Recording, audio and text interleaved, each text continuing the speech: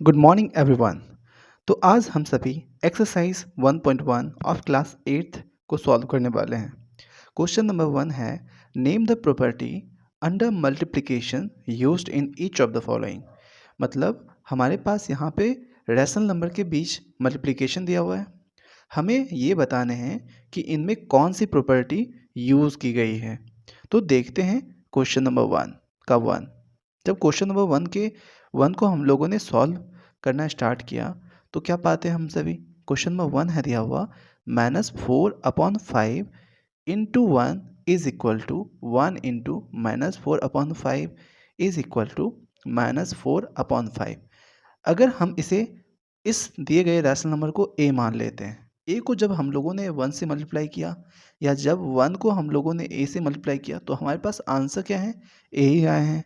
तो हम इन दिए गए इक्वेशंस को देखकर, इन दिए गए प्रॉपर्टीज़ को देखकर हम ये कह सकते हैं कि 1 जो है हमारा वो मल्टीप्लिकेटिव आइडेंटिटी है।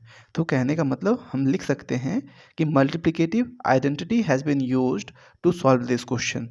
या आप ऐसा भी लिख सकते हैं कि 1 is the multiplicative identity, multiplicative identity. इससे क्या होगा, सामने वाले को क्लैरिटी आ जाएगी कि आखिर ये कहना क्या चाह रहा है। तो 1 हमारा मल्टीप्लिकेटिव आइडेंटिटी है, या आप डायरेक्ट भी लिख सकते हैं multiplicative identity is used to solve this problem.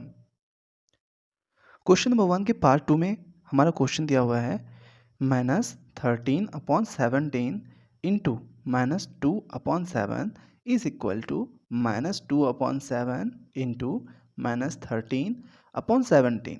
जब आप इस क्वेश्चन को गौर से देखेंगे तब आप ये पाएंगे कि जो हमारा यहाँ पर एक नंबर दिया हुआ है, ये जो रैशनल नंबर है, इसको मैं a मान लेता हूँ। सपोज़ कीजिए a हमारा ये और ये हमारा b है।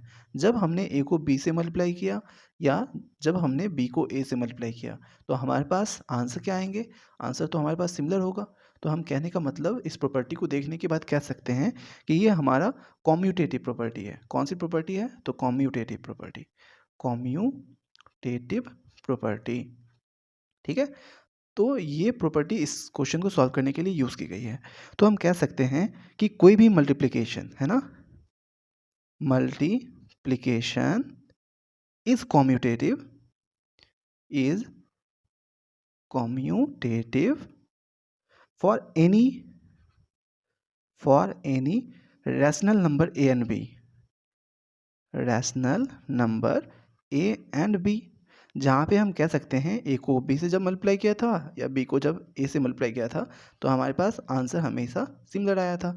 तो हम कह सकते हैं कि commutative property is used to solve this problem. Question number a के पार्ट 3 में कहता है -19/29 इंटू 29/-19 इज इक्वल टू 1। अगर मैं इस a में क्या ऐसा मल्टीप्लाई करूं कि हमारे पास आंसर 1 आ जाएगा, तो हमारे पास यहाँ पर प्रॉपर्टी जो यूज़ की गई है वो हमारा है मल्टीप्लिकेटिव इन्वर्स। कौन सी प्रॉपर्टी यूज़ की गई है, तो मल्टीप्लिकेटिव इन्वर्स, है ना। अब ये मल्टीप्लिकेटिव इन्वर्स क्या होता है तो इसके बारे में जानते हैं। एक नंबर, कोई भी नंबर है हमारे पास, तो लिख सकते हैं a number that when multiplied by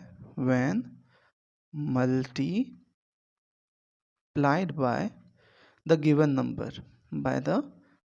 number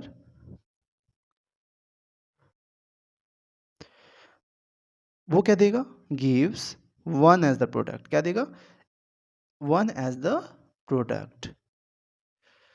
तो कहने का मतलब इसमें हम क्या ऐसा मल्टीप्लाई करेंगे कि हमारे पास आंसर 1 आ जाएगा। तो इसी जस्ट a को क्या करेंगे, 1/a से मल्टीप्लाई कर देंगे। तो इसके मल्टीप्लिकेटिव इन्वर्स से मल्टीप्लाई करने के बाद हमारा जो रिजल्टेंट है वो 1 आ गया। इस a से इस a को हम 1 टाइम में कट कर सकते हैं। वैसे ही जब आप इस क्वेश्चन को गौर से देखेंगे तो -90 से -19 1 टाइम में सॉल्व हो जाएगा और 29 से 29 1 टाइम में सॉल्व हो जाएगा। तो हमें करना क्या था, बस इस नंबर को पलटना था। तो हम यहाँ से आंसर कह सकते हैं कि multiplicative inverse has been the right answer. तो इस तरह से हमारा एक्सरसाइज 1.1 का क्वेश्चन नंबर 1 सॉल्व होता है।